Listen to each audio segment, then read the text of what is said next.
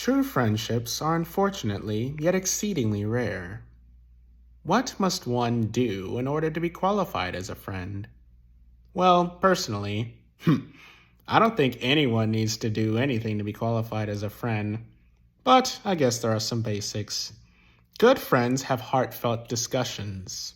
They are ones that you can talk to, relate to, laugh with, cry with, whatever you want to call it.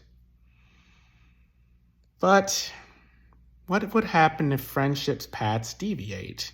What is one to do with such a nightmarish scenario? Well, don't panic. 4.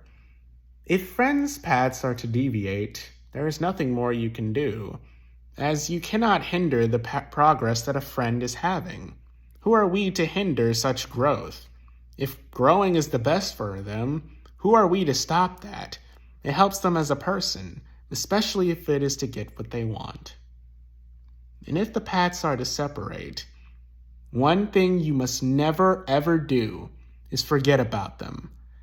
For a good friend is always remembered, and if one is always remembered, they are never truly forgotten, especially as your friend.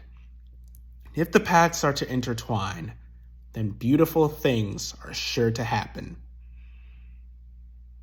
But what if you have your differences? No friendship is ever truly perfect. But these differences may cause anger, frustration, hatred even. You must always salvage that friendship that is always there. You're both great enough to not let petty disagreements get in the way of what was once a beautiful friendship. Never let that go to waste. We must all be able to love each other as human beings and not admire what's up here, but what's in here. Sure, there are boundaries and limits across the board, but we have kindness inside of us. What makes us friends is the bond that we have to just,